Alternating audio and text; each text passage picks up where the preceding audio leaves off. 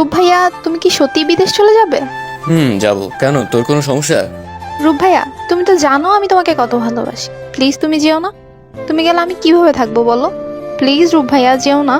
কান্না করতে করতে বলো। দেখ কথা, তুই এখনো ছোট, তো ছোটর মতো থাক। ভালোবাসার বুঝিসই বা কি তুই এখন? আমি শুধু তোর একটা আবেগ, যা কয়েকদিন পর কেটে যাবে। তো প্লিজ তুই এই পাগলামি বন্ধ কর। রূপ ভাইয়া, তুমি আমার আবেগ না, বিশ্বাস করো আমি তোমাকে অনেক ভালোবাসি। দেখ কথা, আমি বিরক্ত। বিশ্বাস কর, তোর উপর আমি প্রচুর বিরক্ত। এখন যা তো আমার রুম থেকে, আমার এখনো প্রচুর কাজ বাকি। বলে রূপ কথাকে রুম থেকে বের করে দিয়ে রুমের দরজা বন্ধ করে দিল। আর কথা কান্না করতে করতে নিজের ঘরে চলে গেল। সে বুঝে গেছে রূপ সত্যি যাবে তাকে ছেড়ে। সে তো চলে গেলেই খুশি, কারণ তখন আর কথা নামে কেউ তাকে বিরক্ত করবে না। কিন্তু কথা কথা কিভাবে থাকবে তার রূপকে ছাড়া? কথা এসব ভেবে আরো কান্না করতে লাগলো। আসুন আপনাদের রূপ আর কথার সাথে পরিচয় করিয়ে দিই। বাবা আরাব চৌধুরী আর মা রুহি চৌধুরীর ছেলে রূপ চৌধুরী। রূপের একজন ছোট বোন আছে, যার নাম আরশি চৌধুরী। রূপ এবছর ইন্টার পরীক্ষা দিয়েছে, তারপর এখন বাকি পড়ালেখা করার জন্য বিদেশে যাবে। আর অন্যদিকে আমান চৌধুরী আর নীলা চৌধুরীর একমাত্র মেয়ে হচ্ছে আলফা চৌধুরীর কথা। বাসায় সবাই তাকে কথা বলেই ডাকে। কথা এই বছর নবম শ্রেণীর ছাত্রী। আরশি আর কথা দুজনেই একই সমান। দুজন চাচাতো বোন হওয়ার পাশাপাশি একে অপরের বেস্ট ফ্রেন্ডও। আর রূপ হচ্ছে কথার চাচাতো ভাই। আরাফ চৌধুরী আর আমান চৌধুরী দুজনেই বিজনেসম্যান। তারা দুই ভাই নিজেদের পরিবার নিয়ে একসাথে থাকে মিলেমিশে। পরিচয় পর্ব শেষ। ছোটবেলা থেকেই কথা রূপকে অনেক পছন্দ করে। যখন থেকে ভালোবাসার মানে বুঝতে শিখেছে, তখন থেকেই কথা রূপকে ভালোবাসে। কিন্তু কোনো এক কারণে রূপ কথাকে পছন্দ করে না। বেশিরভাগ সময়ই তাকে উপেক্ষা করে চলে রূপ। আচ্ছা, রূপ ভাইয়া কি জানে তার এই অবহেলাগুলো কথাকে কত কষ্ট দেয়? এসব ভাবতে ভাবতেই কে জানি কথার ঘরের দরজায় নক করলো। কথা চোখ মুছে পরিপাটি হয়ে দরজা খুলতে এগিয়ে গেল। কথা চাই না কেউ তার কষ্টের কথা জেনে মন খারাপ করুক। দরজা খুলে কথা দেখলেও দরজার ওপাশে আরশি দাঁড়িয়ে আছে। সে হাসি মুখে বলতে লাগলো, কি হয়েছে আরো? এটা তো তোকে আমি জিজ্ঞেস করব। দিনে দুপুরে ঘরের দরজা বন্ধ করে ঘরে বসে আছিস কেন? আরে এমনি, একটু মাথা ব্যথা করছিল তো তাই শুয়েছিলাম। অনেক মাথা ব্যথা তোর? মেডিসিন নিয়েছিস? না, তার লাগবে না, ব্যথা অলরেডি কমে গেছে। আচ্ছা তাহলে ঠিক আছে। 3 দিন পর ক্লাস শেষ করে বাসায় আসতে আসতে কথা আর আরশির 2টা বেজে গেল। আজকে কত লেট হলো দেখলি কত? এক্সট্রা ক্লাস থাকলে যে লেট হবে, এটাই কি তুই আজকে প্রথম জানলি আরো? আরে তা না। ওদের কথার মাঝে সেখানে উপস্থিত নীলা চৌধুরী। তিনি বলতে লাগলো, যা তোর রুমে গিয়ে ফ্রেশ হয়ে আয়, আমি তোকে খেতে দিচ্ছি। মা, আজকে কি তোমার মন খারাপ নাকি যে মুখ এরকম ভার করে রেখেছো? আর বড় মা কই? আপু তার ঘরে। আসলে এত আদরের রূপ এত বছরের জন্য চলে গেল বিদেশে, তাই আপুর প্রচুর মন খারাপ। রূপ বের হওয়ার সময় আপু প্রচুর কান্না করেছে।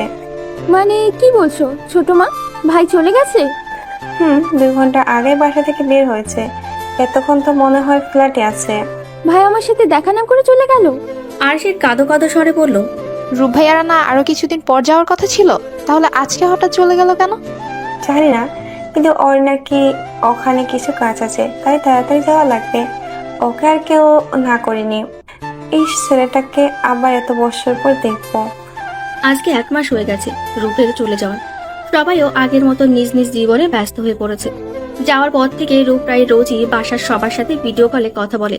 কিন্তু কথা ছাড়া কথা রোজই রূপকে কল করে, কিন্তু রূপ রিসিভ করে না। আজকেও কথা রূপকে কল দিল। প্রথমবারে রিসিভ না হলেও দ্বিতীয়বারে কল রিসিভ করায় কথা প্রচুর খুশি হয়ে যায়। কথা বলতে লাগে, রূপ ভাইয়া, তুমি কেমন আছো? জানো আমি একটুও ভালো নেই তোমাকে ছাড়া। তুমি কেন গেলে আমাকে ছেড়ে রূপ ভাইয়া? ফোনের অপর প্রান্তের মানুষটির কথা শুনে কথার হাত থেকে ফোনটি পড়ে যায়। চোখ দিয়ে জল গড়িয়ে পড়তে লাগলো কথার। রূপ ফোন রিসিভ করায় যতটুকু খুশি হয়েছিল সে, এখন কথার তার থেকেও অনেক বেশি কষ্ট হচ্ছে। এর জন্যই হয়তো রূপ ভাইয়া তাকে পছন্দ করতো না। ঠিক আছে, সে আর কখনো বিরক্ত করবে না রূপ ভাইয়াকে, আর কখনো বলবে না ভালোবাসি রূপ ভাইয়া। আজ থেকে কথা বদলে যাবে, আর কাউকে নিজের দুর্বলতার সুযোগ দিতে দেবে না কথা। দেখতে দেখতে 5 বছর পার হয়ে গেল। কথা এখন আর আগের কথা নেই। সে এখন বড় হয়েছে, তার সাথে সাথে অনেকটা বদলেও গিয়েছে। সকালে উঠে নাস্তা করার জন্য টেবিলে আসলে কথা দেখে সবাই আজকে অন্য দিনের তুলনায় একটু বেশি খুশি। কথা জিজ্ঞেস করে, আজকে তোমরা সবাই এত খুশি কেন? বাসায় কি আজকে কোনো প্রোগ্রাম আছে নাকি? আর আরু, তুই এখনো রেডি হলি না যে? ভার্সিটি যেতে লেট হচ্ছে তো। আজকে ভার্সিটি যাওয়া কোনো দরকার নেই কথা। কেন বড় মা, আজকে কি? আরে আজকে 5 বছর পর আমাদের রূপ দেশে আসছে। কতদিন পর দেখবো ছেলেটাকে। না জানি ওই দেশে একা থাকতে থাকতে নিজের কি অবস্থা করেছে ছেলেটা। এমনি তো নিজের যত্ন নিত না, আর ওখানে তো পুরো একা ছিল। ওনার যত্ন করার মানুষের অভাব নেই মা, তোমরা শুধু শুধুই ওনার জন্য টেনশন করছো। তাচ্ছিল্যের হাসি এসে বলল কথা। মানে? কিছু না আব্বু। আচ্ছা, আমার খাওয়া শেষ, আমি উঠি। পরে আবার আমার ভার্সিটি যেতে লেট হবে। এ কি, তুই আজকেও ভার্সিটি যাবি কোথু? আজকে একটা জরুরি ক্লাস আছে আরু, আমি ওটা মিস করতে চাই না। আচ্ছা ঠিক আছে মামনি, চলো আমি তোমাকে ভার্সিটিতে পৌঁছে দিই। না আব্বু, লাগবে না, আকাশ আসবে আমাকে নিতে। আচ্ছা মামনি, সাবধানে যেও আর তাড়াতাড়ি বাসায় এসো। জি বড় আব্বু। কথা বাসা থেকে বের হতে দেখলো আকাশ বাইক নিয়ে গেটের পাশে দাঁড়িয়ে আছে। কথা গিয়ে বাইকে উঠে বসলো। সরি, আমি ইচ্ছে করে লেট করিনি। আচ্ছা বাবা, ঠিক আছে, সমস্যা নাই। লেট যখন করেছিস তো আজকে আমাকে ফুচকা ট্রিট অবশ্যই দিচ্ছিস। কোনো ছেলে যে এত ফুচকা পাগল হয়, আমি তোকে না দেখলে জানতামই না আকাশ। আচ্ছা ঠিক আছে, এখন চল। আলু, তুই আমাকে ধরে বস, আমিও চালানো শুরু করছি। দূর থেকে আকাশ আর কথাকে এতটা ক্লোজ ভাবে দেখে যে একজনের অগ্নিদৃষ্টিতে তাকিয়ে আছে, এটা ওদের জানা হলো না। ওরা চলে যেতেই লোকটি বলে উঠলো, তোমার অনেক কিছু জানার বাকি আছে কথা। আমার অপেক্ষা না করেই যে তুমি এত বড় একটা সিদ্ধান্ত নিয়ে নিবা আমি ভাবিনি। আকাশের কথা ভার্সিটিতে ঢুকতেই তাদের দিকে একজন মেয়ে এগিয়ে আসলো। এসেই বলতে শুরু করলো, তোরা আসতে এত লেট করলি কেন? আমরা কখন লেট করলাম? আমরা তো ঠিক সময়ে এসেছি। আমি আরো 1 ঘন্টা আগে এসেছি। তুমি তো আসছো তোমার উনির সাথে ইটিস পিটিস করতে, আমাদের তো আর কোনো উনি নাই, তাই আমরা 1 ঘন্টা পরেই আসি। বলেই আকাশ হাসতে শুরু করলো, সাথে যোগ দিল কথাও। দেখ আকাশ, ভালো হচ্ছে না কিন্তু। আর ইটিস পিটিস কি? ওরে, তুমি তো দেখি শিশু বাচ্চা, কিছুই বোঝো না। তুই প্রেম কর আর 1 সপ্তাহ পরে বিয়ে করে ফেলবি, আর আমরা তো কি করলাম জীবনে? তোর মতো খাটাসের সাথে কোন মেয়ে প্রেম করবে শুনি? দেখ আলু, এটা কিন্তু ঠিক না। আর তুই যেমন মিঙ্গেল, তুইও তো আমার মতো সিঙ্গেলই। দুজন আমরা এক গোয়ালেরই গরু। এটা অবশ্যই ঠিক। আচ্ছা শোন, আজকে আমরা আর ক্লাস করব না। তো কি করবো আমরা? আজকে আমরা সবাই একটু শপিং করতে যাব। বিয়ের মাত্র কিছুদিন বাকি। আচ্ছা, আমি তো খেয়ালই করিনি, ওরও কোথায়? হ্যাঁ ঠিকই তো। ওরু কোথায় রে আলু? আজকে আসেনি কেন? আজকে ওর ভাই আসবে তাই আসেনি। তো চল আমরা শপিং এ যাই। কথা, তুই আকাশের সাথে যা, আমি রিয়ানের সাথে আসছি। আমরা যাই দুজনে। তোমরা নিব্বা নিব্বির মতো প্রেম করতে করতে আসো। রিয়া হচ্ছে কথার আরেক বেস্ট ফ্রেন্ড, পুরো নাম রিয়া খান।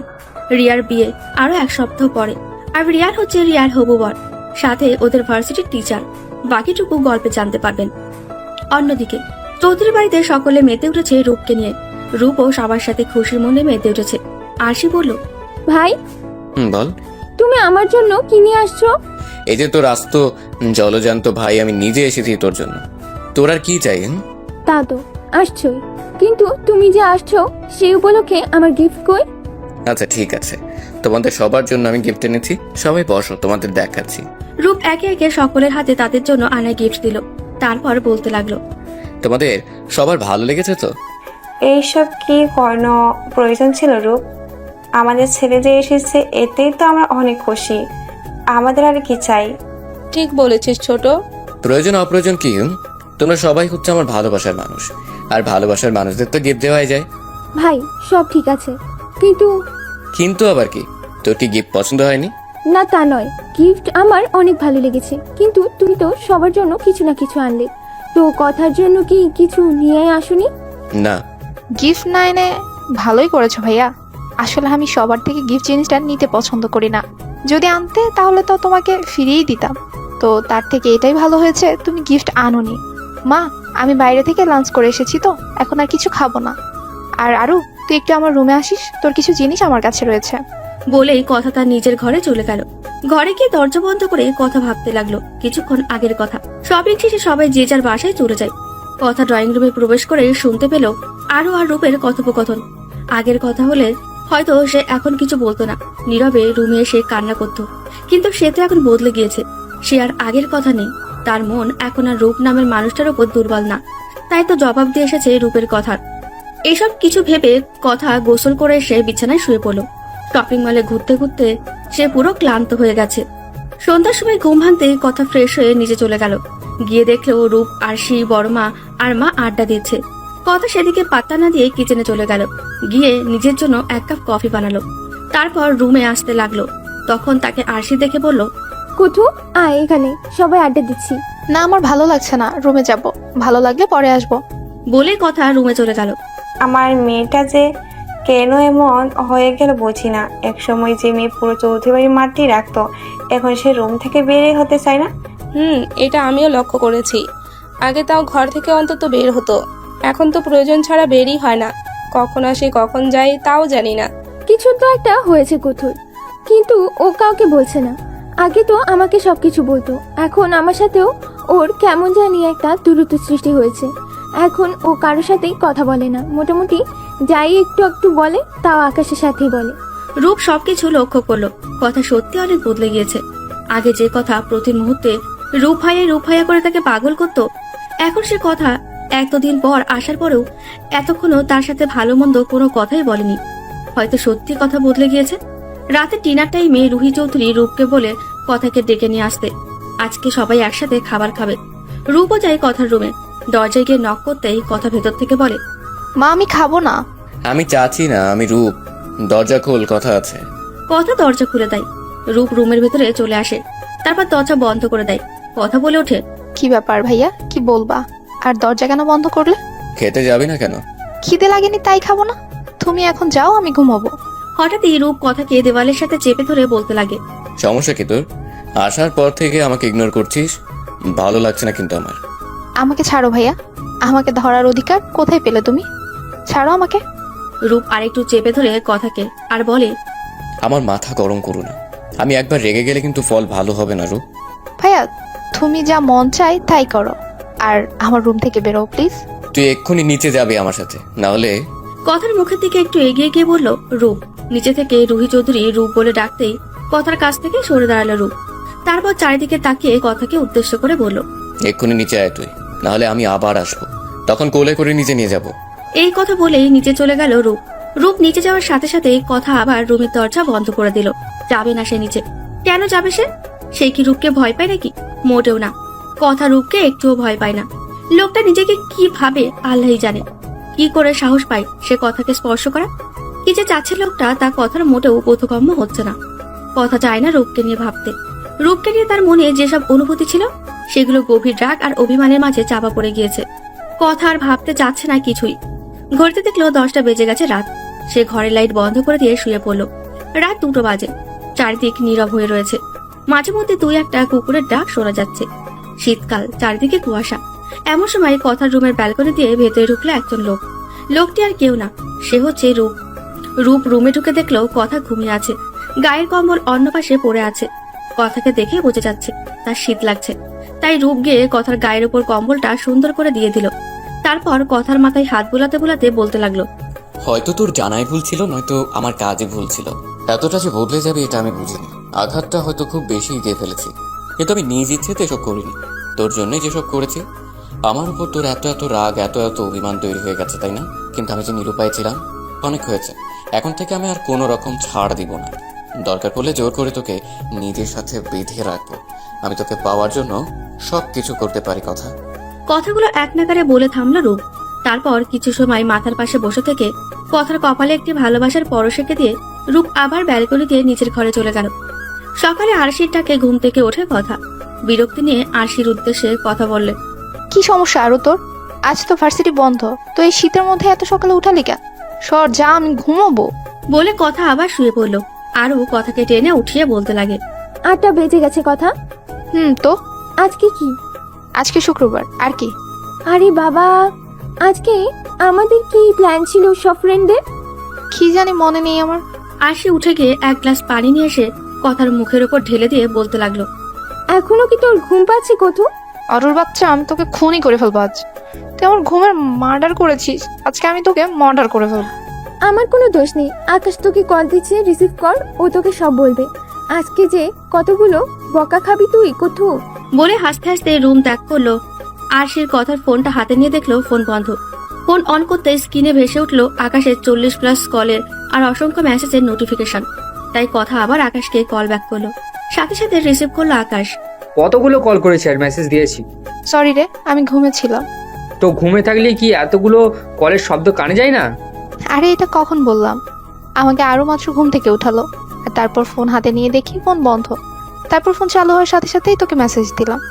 এখন বল, এখানে কি আমার কোনো দোষ আছে? তোর কি কখনো কোনো দোষ থাকতে পারে? সব দোষ হচ্ছে আমার, তাই না? আরে বাবা, আর রাগ করতে হবে না। এখন বল তো আজকে কি, আর তোরা দুজন কেন আমার ঘুমটাকে মার্ডার করলি? আরে তুই না নিজে প্ল্যান করলি আজকে আমরা সব ফ্রেন্ডরা মিলে ঘুরতে যাব? তুই কিভাবে ভুলে গেলি এটা? ও আচ্ছা, মনে পড়েছে। তো কখন বের হবি? 10টায় বের হয়ে একটু ঘুরবো, তারপর লাঞ্চ করব বাইরে, তারপর ঘুরবো, আর সেই সাথে রিয়ার বিয়ের জন্য আমাদের বাকি শপিং গুলো করে ফেলবো, বুঝলি? আচ্ছা ঠিক আছে, এখন যাই, টাটা। টাটা। কথা বলা শেষে কথা ফ্রেশ হয়ে নিচে নামলো। এতক্ষণে সবার ব্রেকফাস্ট করা শেষ। কথা জানে আপু আর বড় আপু অফিসে চলে গেছে, তাদের সাথে রূপও অফিসে চলে গেছে। সেই কারণে কথা নিশ্চিন্তে নিচে আসলো, কিন্তু নিচে আসতেই তার ভাবনা ভুলে প্রমাণিত হলো। কারণ রূপ ড্রয়িং রুমে সোফায় বসে আছে, পরনে তার অফিসের ড্রেস, কিন্তু ও এখনো অফিসে যায়নি। কেন সেটা কথা জানে না। রূপকে বসে থাকতে দেখেও কথা সেদিকে পাত্তা না দিয়ে কিচেনে চলে গেল। কথাকে দেখে রুহি চৌধুরী বলল, রাতে খেতে আসলি না কেন মা? আসলে বড় আম্মু খেতে ইচ্ছে করছিল না, তাই আর আসেনি। কিন্তু এখন খিদের জন্য আমার পেটে ইঁদুর দৌড়াচ্ছে। টেবিলে তোমার খাবার রাখা আছে, আমি কিছুক্ষণ আগে রেখে এসেছি। গিয়ে খাবারগুলো খাওয়া শুরু করো, আমি কফি নিয়ে আসছি। ও কেমন? ব্রেকফাস্ট শেষে কথা ছাদে চলে গেল। ছাদে গিয়ে কানে হেডফোন লাগিয়ে নিজের পছন্দের একটি গান ছেড়ে বসে পড়ল। কিছু সময় অতিবাহিত হওয়ার পরই কথা বুঝতে পারলো তার পাশে কেউ বসে আছে। পাশে তাকাতেই দেখতে পেল রূপকে। তুমি এখানে কি করছো ভাইয়া? তোর জন্যই আসছি। তুই কালকে রাতে আমি বলার পরও খেতে আসিসনি কেন? আমার কথার কি কোনো দাম নেই তোর কাছে? না, নেই। বলে কথা ওখান থেকে চলে আসতে নেবে, তখনই রূপ তার হাত ধরে তাকে আটকিয়ে ফেলল। কথাকে নিজের কাছে নিয়ে এসে বলতে লাগলো, আমার কথার অবাধ্য হওয়া আমি মোটেও পছন্দ করি না। তুই বারবারই সেই একই ভুল করছিস। কথা, তুমি আমার হাত ছাড়ো। কোনো রকম অধিকার নেই তোমার আমার হাত ধরার। তোর উপর যদি কারোর অধিকার থাকে সেটা শুধুই আমার। তো দ্বিতীয়বার আমার অধিকার নিয়ে কথা বলার আগে ভেবে নিস কার কাছে কি বলছিস। কল্পনা জগৎ থেকে বের হন মিস্টার রূপ চৌধুরী। আমি সেই আগের কথা নেই যে আপনার শত অবহেলা অপমানের পরেও আপনার পিছু পিছু ঘুরবো। আজকের কথা আর আগের কথার মাঝে প্রচুর তফাৎ, যা আপনি ধীরে ধীরে খুব ভালোভাবেই বুঝে যাবেন। Just wait and see mister Roop Chowdhury. রূপ আর কিছু না বলে কথার হাতটা ছেড়ে দিল। ছাড়া পাওয়ার সাথে সাথে কথা নিজের রুমে চলে গেল। কিন্তু রুমে ঢুকতেই কথা দেখলো তার বিছানার উপর একটি ব্যাগ রাখা রয়েছে। কথা এগিয়ে গিয়ে ব্যাগটা খুলতে দেখতে পেল তার ভেতরে আরো 2টি ব্যাগ আছে। প্রথম ব্যাগটি খুলে কথা পেল একটি হলুদ রঙের শাড়ি। শাড়িতে খুব সুন্দর করে ওয়েল পেন্টিং করা। শাড়িতে প্রথম দেখায় যে কারণে মনে ধরে যাবে, এত অপূর্ব দেখতে শাড়িটা। সাথে রয়েছে শাড়ির সাথে মিলানো কিছু জুয়েলারি, একগুচ্ছ হলুদ আর লাল রং মিশ্রণে চুড়ি। আর দ্বিতীয় ব্যাগের ভেতর ছিল 2 বক্স চকলেট, তাও কথার পছন্দের চকলেট। কথা হাতে নিয়ে ভাবতে লাগলো, এগুলো কে দিলে আবার। তখনই রূপের কথার ঘরের দরজার পাশে হেলান দিয়ে দাঁড়িয়ে বলে উঠল, এত ভেবে লাভ নেই, এগুলো আমিই দিয়েছি। মানে আপনি কেন দিলেন এসব? আমার ইচ্ছে হয়েছে তাই দিয়েছি। কথা জিনিসগুলো ব্যাগের ভেতর ভরে রূপের কাছে এসে এগিয়ে দিয়ে বলল, সরি ভাইয়া, আমি এসব নিতে পারবো না। কেন? কারণটা কি জানতে পারি? আমি সব মানুষের থেকে গিফট নিতে লাইক করি না। আমি কি তোর পর নাকি যে নিতে পারবি না? এখানে পর বা আপনের কথা হচ্ছে না, এখানে মূল কথা হচ্ছে আমি নিতে পছন্দ করি না গিফট। আশা করি বুঝবে। আচ্ছা ঠিক আছে, হ্যাঁ, তোর কথা মানলাম, কিন্তু ভাই হিসেবে তো গিফটটা নিতেই পারিস, তাই না? আচ্ছা ঠিক আছে। ওদের কথার মাঝে সেখানে আরশি এসে উপস্থিত হলো। রূপ আর কথাকে একসাথে দাঁড়িয়ে থাকতে দেখে আরশি প্রশ্ন করলো, ভাইয়া তুমি এখানে কি করছো? একটা কাজে এসেছিলাম, কিন্তু তুই এরকম রেডি হয়ে এই অসময়ে কোথায় যাচ্ছিস? আসলে আজকে একটু ঘুরতে যাব বাইরে আমরা ফ্রেন্ডরা। আচ্ছা ঠিক আছে, সাবধানে যাবি আর তাড়াতাড়ি বাসায় ফিরে আসবি। বলেই রূপ চলে গেল। তুই এখনো রেডি হসনি কেন? কথা। আরে আর বলিস না, আমি তো ঠিকই করতে পারলাম না যে কোন ড্রেস পরবো। তোর হাতে এটা কি কথা? আরে এটা আমাকে রূপ ভাইয়া গিফট করেছে। ওয়াও, শাড়িটা তো সুন্দর। আচ্ছা তুই ভেতরে আয়, আমাকে ড্রেস পছন্দ করতে সাহায্য কর। তারপর আরশি একটা ড্রেস বের করে কথাকে দিয়ে বলল, এই ড্রেসটা পর, এটা তোকে অনেক মানাবে। আচ্ছা ঠিক আছে, আমি চেঞ্জ করে আসি। তুই ড্রয়ারের ভেতর থেকে এটার সাথে ম্যাচিং করে এরকম কোন একটা ঝুমকা বের কর। বলে কথা ওয়াশরুমে চলে গেল। রেডি হয়ে বাসা থেকে বের হতে হতে আরশি আর কথার 12টা বেজে গেল। গাড়িতে গিয়ে বসতেই আকাশ আর রিয়াকে নিজের দিকে রাগের দৃষ্টিতে তাকিয়ে থাকতে দেখে কথা বলল, সরি আর হবে না, কখনো লেট। এই কখনো যে কবে আসবে সেটা আল্লাহই জানে। আকাশের কথা শুনে রিয়া আর আরশি হাসতে শুরু করলো। হয়েছে হয়েছে, আমি লেট করেছি সব ঠিকই দেখলো। এখন যে আকাশ ড্রাইভিং শুরু না করে সময় নষ্ট করছে এটা কেউ দেখে না। পেদনির নানি, তুই কি কখনো ভালো হবি না? আমি যথেষ্ট ভালো, আর ভালো কিভাবে হব? হয়েছে আমা আব্বা, তোরা দুইটা থাম। তোরা এখন ঝগড়া শুরু করলি আমার আর সে সারাদিন গাড়িতেই কেটে যাবে। ঠিক আছে, কিন্তু আমি ঝগড়া করি না, সব ঝগড়া ওই ডাইনি মহিলা করে। বলেই আকাশ গাড়ি ড্রাইভ করা শুরু করলো। কথা আকাশের কথায় পাত্তা না দিয়ে আরশি আর রিয়ার সাথে গল্প করতে শুরু করে দিল। শপিং মলের সামনে এসে আকাশ গাড়ি দাঁড় করালো আর বলতে লাগলো, আমার আজকে শিক্ষা হয়ে গেছে বাবু, এমন ভুল আর জীবনে কোনোদিনও করবো না। ভুল তো তুই সারা জীবন করে এসেছিস, আর বাকি জীবন করেই যাবি, কিন্তু আজকে হঠাৎ আবার তুই কি ভুল করলি শুনি? আরে তোদের মতো 3 বাচাল মহিলাকে গাড়িতে বসিয়ে নিয়ে এসেছি, এটাই মনে হয় আমার জীবনের সবচেয়ে বড় ভুল। কি বলতে চাচ্ছিস সেটা ক্লিয়ার করে বল তুই। আরে তোরা 3 জন যা পরিমাণ বাচাল, আমাকে আমার কানের সব পোকা মরে গেছে। নিজে যে এতগুলো কথা বললি তার কি? আরে তুই জানিস না রিয়া, আকাশ তো কথাই বলতে পারে না, আবার এত কথা কিভাবে বলবে? আলুর বাচ্চা আলু। আমার এখনো বিয়েই হলো না, ভাবু কই থেকে আসলো আমার? হয়েছে বাবা, তোরা থাম সবাই, আর ভেতরে চল। শপিং মলে এখনো আমাদের হলুদ শাড়ি আর পাঞ্জাবি ঠিক করা বাকি, বিয়ের মাত্র 5 দিন বাকি। চল। প্রথমে সবাই গেল আকাশের জন্য পাঞ্জাবি কিনতে। পাঞ্জাবি কেনা শেষ হতেই সবাই শাড়ি দেখা শুরু করলো। এক দোকানে প্রায় সব শাড়ি দেখার পরই মেয়েদের একজনেরও কোনো শাড়ি পছন্দ হয়নি, তাই বের হয়ে অন্য দোকানে যেতে লাগলো। তখন আকাশ বলল, এখন দোকানে না গিয়ে চল, আগে হোটেল গিয়ে লাঞ্চ করে শেষ করি, তারপর শাড়ি দেখবো, কেমন? ঠিকই বলেছিস, আমার অনেক খিদে লেগেছে। আচ্ছা চল সবাই। লাঞ্চ শেষ করে সবাই আবার নানা দোকানে শাড়ি দেখতে শুরু করলো। কোনো মতেই কারো শাড়ি পছন্দ হচ্ছিল না, তাই আকাশ বলল এবার সবার জন্য শাড়ি ঠিক করবে। মেয়েরাও আকাশের কথায় রাজি হয়ে গেল। তারপর আকাশ সবাইকে শাড়ি পছন্দ করে দিল। আরশি, রিয়া আর কথার শাড়ি একই, কিন্তু বিভিন্ন রং। কথার শাড়ি হলুদ রঙের, রিয়ার শাড়ি সবুজ রঙের, আর আরশির শাড়ি লাল রঙের। শাড়ি কেনা শেষে সবাই ঘুরে ঘুরে নিজেদের বাকি টুকিটাকি জিনিসপত্র কিনতে লাগলো। আকাশের একটা কলা শাড়ি সে সবাইকে বলে শপিং মলের বাইরে চলে গেল। ঘুরতে ঘুরতে কথা দেখতে পেলেও রূপ একটি মেয়ের সাথে শাড়ির দোকানে ঢুকলো। কথা রূপকে দেখে সেদিকে এগিয়ে গেল। রূপ নিজে মেয়েটাকে শাড়ি পছন্দ করে দিল। তারপর দুজনে ঘুরে ঘুরে আরো কিছু জিনিস কিনলো। কথার নজর রূপ আর সেই মেয়েটার দিকেই ছিল সবসময়। কেনাকাটা শেষ হতেই রূপ আর মেয়েটি চলে গেল। তখনই আকাশ এসে কথার পাশে দাঁড়ালো। কথা আকাশকে বলল, আমার আর ভালো লাগছে না আকাশ, আমি অনেক ক্লান্ত, বাসায় যাব। কি হয়েছে? তোর কি শরীর খারাপ লাগছে? বল আমাকে। না, আমি সম্পূর্ণ ঠিক আছি, শুধু একটু ক্লান্ত লাগছে আর মাথা ব্যথা করছে। ঠিক আছে, তুই নিজে যা, গিয়ে গাড়িতে বস, আমি ওদের দুজনকে নিয়ে আসি। আচ্ছা। বাসায় আসতে আসতে সন্ধ্যা 7টা বেজে গেল। বাসায় এসে জানতে পারলো রূপ বাসায় নেই, কোনো প্রয়োজনে জানি বাইরে গিয়েছে। কথাটা শুনে কথার মুখে ফুটে উঠলো তাচ্ছিলের হাসি। সবার সাথে কথা বলে সে কথার রুমে চলে আসলো। তারপর ভাবতে লাগলো রূপার মেয়েটার কথা। সে একা একাই বলতে লাগলো, তাহলে এটা তোমার সেই যোগ্য মেয়ে, তাই তো রূপ ভাইয়া? সত্যি সে অনেক সুন্দরী, তোমার পাশে তাকে অনেক মানাবে। আর আমি, হ্যাঁ, আমার তো কোনো যোগ্যতাই নেই তোমার পাশে দাঁড়ানোর, এই কারণেই তো বদলে গেলাম। তুমি যে কি চাচ্ছ আমি বুঝতে পারছি না, কেন হচ্ছে আমার সাথে এসব? বলেই কথা কান্না করতে লাগলো। কথা ঘড়ির দিকে তাকাতে দেখলো 9টা বাজে, তাই সে ওয়াশরুমে চলে গেল ফ্রেশ হতে। ফ্রেশ হয়ে বের হবার পর সে যে জিনিসগুলো কিনেছিল সবকিছু গুছিয়ে রেখে রুম থেকে বের হয়ে গেল। আরশি রুমে গিয়ে দেখলো আরশি কার্টুন দেখছে, তাই কথা বলতে লাগলো, ওরু, এই ওরু, হ্যাঁ কি হয়েছে বল। আজকে রূপ ভাইয়া অফিসে কেন যায়নি? বাবা আর বড় বাবা তো ঠিকই অফিসে গিয়েছে, তাহলে রূপ ভাইয়া কেন যায়নি? তুই কি পাগল? কথা কেন? আমি পাগল কেন হব? কোন খুশিতে আমি পাগল হব সেটাই তো বল।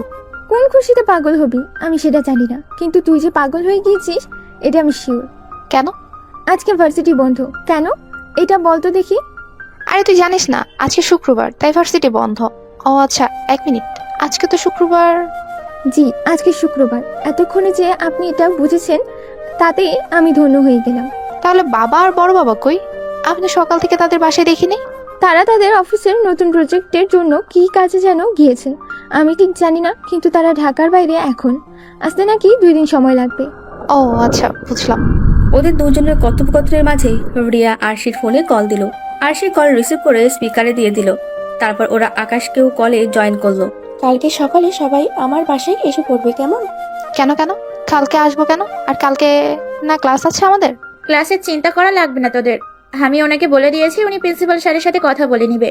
আর কালকের দিনটা গেলেই তো পরশুদিন থেকে মেহেন্দি অনুষ্ঠান শুরু, তারপর দেখতে দেখতে বিয়ে শেষ হয়ে যাবে। তো কালকে সবার ব্যাগ গুছিয়ে সকাল সকাল আমার বাসায় চলে আসবি, ঠিক আছে? সব তো ঠিক আছে, কিন্তু রিয়া তুই তো দেখি এখন থেকেই রায়ান ভাইকে উনি উনি করা শুরু করে দিয়েছিস। এই আকাশ, তুই কিন্তু আবার শুরু করেছিস। দাঁড়া, তোর বিয়ের সময়টা আসতে দে, আমিও তোর বউয়ের সাথে এমনিই করব। তখন বউয়ের সাথে হলে বুঝবি। কিন্তু রিয়া, কথাটা কিন্তু আকাশ মন্দ বলেনি।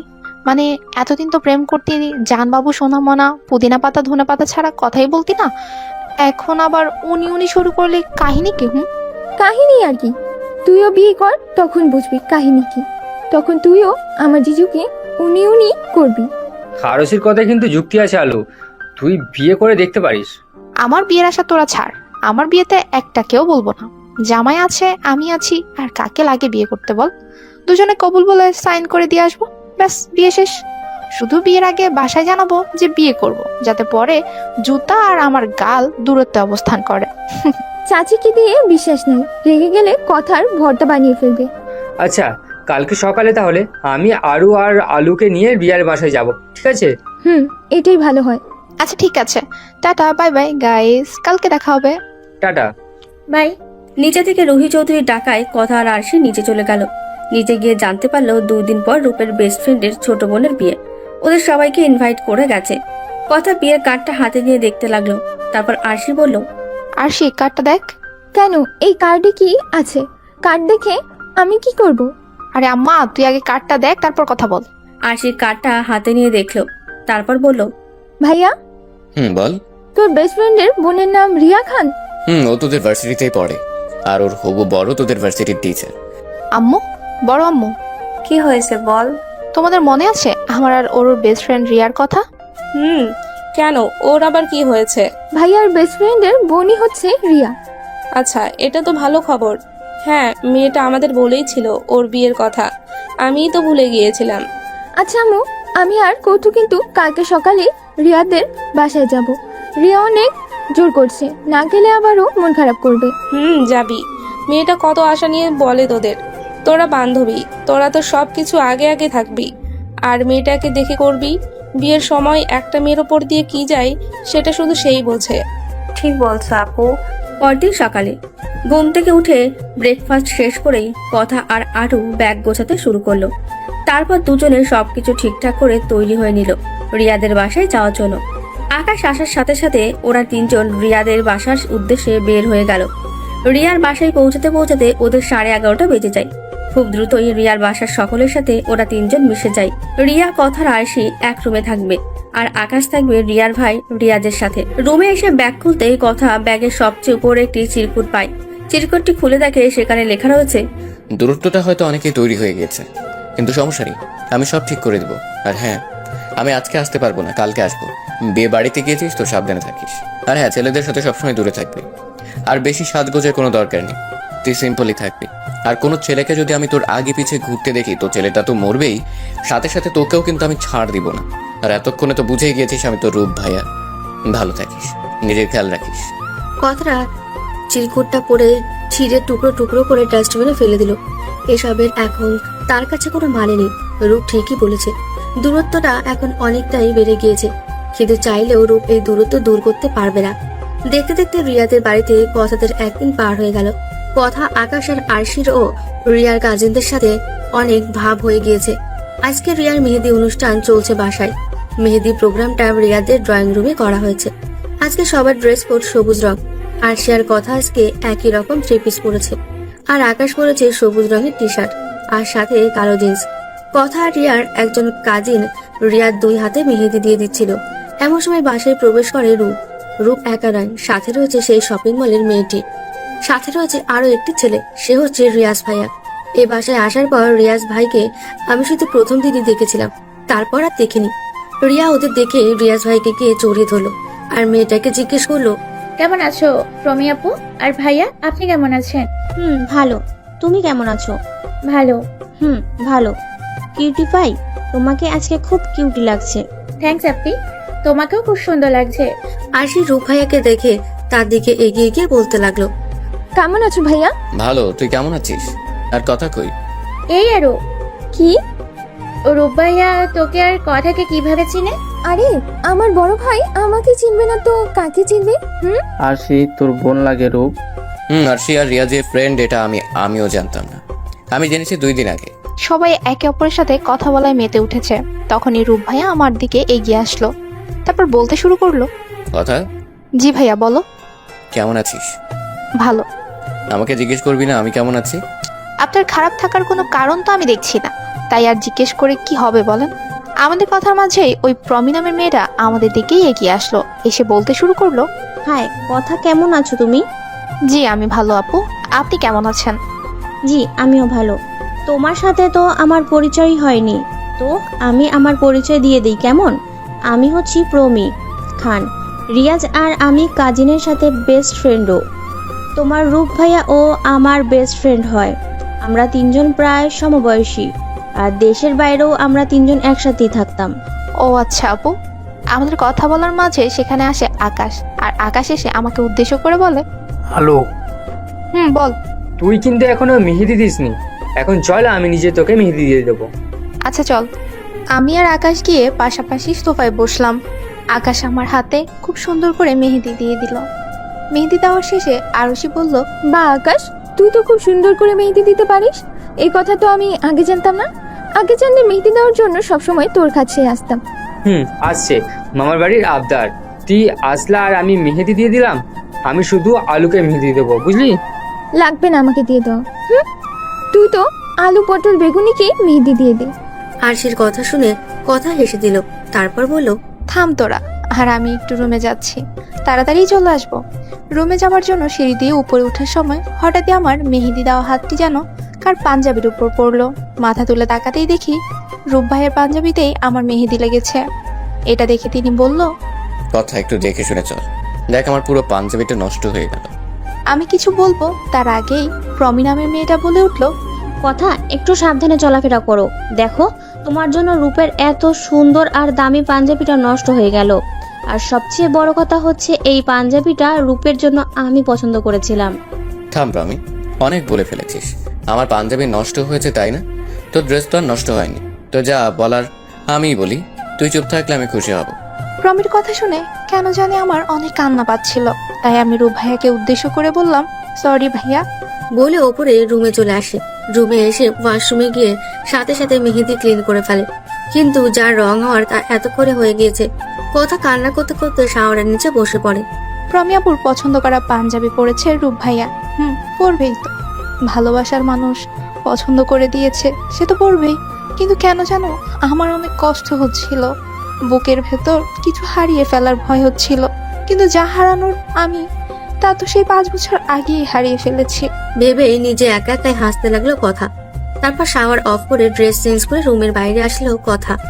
কান্না করার ফলে তার প্রচুর মাথা ব্যথা করছিল, তাই একটা মেডিসিন খেয়ে শুয়ে পড়লো। কথা শুয়ে পড়ার কিছুক্ষণ পরই রূপ ঘরে প্রবেশ করলো। এতক্ষণ বাইরে থেকে সে সবই লক্ষ্য করছিল, তাই কথা ঘুমিয়ে যাওয়ার পরপরই রুমে ঢোকে। যেহেতু সবাই নিচে অনুষ্ঠানে রয়েছে, তো কারোর এদিকে আসার কথা নয়। রূপ গিয়ে কথার হাতটা দেখলো, তার মেহেদি দেওয়া হাতে নিজের নামের প্রথম অক্ষর লিখে দিল। এই কারণে সে আসার সময় মেহেদি নিয়ে এসেছিল। তারপর মেহেদি শুকানোর পর সে ওটা ক্লিন করে দিয়ে চলে গেল। পরদিন সকালে ঘুম থেকে উঠে ব্রেকফাস্ট করে সবাই যে যার কাজে লেগে পড়লো। সন্ধ্যের সময় হলুদের প্রোগ্রাম, কমিউনিটি সেন্টারে অনুষ্ঠান করা হবে, তাই বাসায় এক প্রকার ঝামেলা নেই বলতেই চলে। বাসার ছাদে সবাই যে যার মতো ডান্স প্র্যাকটিস করছে। আমি ছাদে বসে সবাইকে দেখছিলাম। তখনই আমার নজর গেল আমার হাতের মেহেদির দিকে। সেখানে ছোট্ট করে একপাশে লেখা আর। লেখাটি এমনভাবে লিখেছে যে কেউ গভীরভাবে খেয়াল না করলে বুঝবেই না। এই কাজটি যে রূপ ভাইয়ার করা এটা আমি বুঝতেই পারছি, কিন্তু এটা কেন করলো সে? প্রশ্নটা তাকে তো করতেই হবে। কিন্তু ভাইয়া কোথায়? ভাইয়াকে খুঁজতে খুঁজতে নিচে চলে আসলাম, কিন্তু পাচ্ছিলাম না। পরে বাসার বাইরে বাগানের সাইডে আসতেই দেখলাম রূপ ভাইয়া প্রমি আপুকে। না, কথা আর দেখতে পারলো না। চোখ বন্ধ করে চলে আসলো সেখান থেকে। চোখের দেখা সে কিছুতেই মেনে নিতে পারছে না। না, এইভাবে আর চলতে পারে না। কত তো জানে রূপ ভাইয়া তার না, তাহলে কেন বারবার তার উপর দুর্বল হয়ে পড়ছে? না আর না, সামনে নেবে সে নিজেকে, শক্ত হতে হবে তাকে। বিকেল 4টের দিকে সবাই রেডি হওয়া শুরু করেছে। এখন সন্ধ্যা 7টা বাজে। বেশিরভাগ মানুষ চলে গিয়েছে। বাসায় আছি এখন আমরা 4 জন, আমি, রূপ ভাইয়া, রিয়াজ ভাইয়া আর রিয়া। পার্লারের মেয়েরা রিয়াকে শাড়ি পরিয়ে দিচ্ছে, আমি বসে বসে সেটাই দেখছি। এমন সময় দরজার বাইরে থেকে রিয়াজ ভাইয়া বলে উঠলো, তোদের কি হয়েছে? ভাইয়া তোমরা দুজন গাড়িতে গিয়ে বসো, আমরা আসছি। আচ্ছা জলদি আয়। বলেই ভাইয়া চলে গেল। তারপর আমি রিয়াকে ধরে নিচে নিয়ে গেলাম। গাড়িতে উঠে বসতেই গাড়ি চলতে শুরু করলো। আধা ঘন্টা পর কমিউনিটি সেন্টারে গিয়ে পৌঁছালাম। সবাই গাড়ি থেকে নেমে পড়লাম। তারপর ভেতরেও চলে গেলাম। রিয়াকে স্টেজে বসিয়ে দিয়ে আমি নামতে যাব, তখনই হঠাৎ শাড়িতে বেঁধে আমি পড়ে যেতে নেই। কিন্তু একজন আমাকে আগলে নেয়। তাকিয়ে দেখি আকাশ আমাকে ধরেছে। তারপর আকাশ আমাকে ধরে সোজা করে দাঁড় করিয়ে দিতে দিতে বলতে থাকে, খালু সত্যি তুই এখন পড়ে গিয়ে আলু হয়ে গেছিলি। ভাগ্যিস আমি ধরলাম, না হলে কি হতো? শাড়ি সামলাতে পারিস না তো না পড়লেই হতো। এখন থেকে সাবধানে হাঁটবি, আর বেশি ঘুর করার দরকার নেই। চুপচাপ গিয়ে বসে থাকবি এক জায়গায়, কখন জানি আবার পড়ে যাস। সবসময় তো আর আমি থাকবো না তোকে ধরার জন্য। হয়েছে এখন থামো। পড়ে যায়নি এতেই এত বকা, আর পড়ে গেলে তুই আমারে হয়তো সত্যি আলুর ভর্তা বানিয়ে দিতি। সে আর বলতে। আচ্ছা শোন, আন্টিরা এসেছে আর তারা তোকে খুঁজছে। আরুষি তাদের সাথে দেখা করতে গেছে। আচ্ছা ঠিক আছে, আমি যাচ্ছি।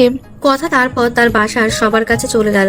তাদের সাথে কথা বলা শেষে সে রিয়ার কাছে যেতে নেবে, তখনই দেখা হয় তার ভার্সিটির এক স্যারের সাথে। সে আর রায়ান হচ্ছে বেস্ট ফ্রেন্ড। দুজনে একসাথে টিচার হিসেবে জয়েন করেছে।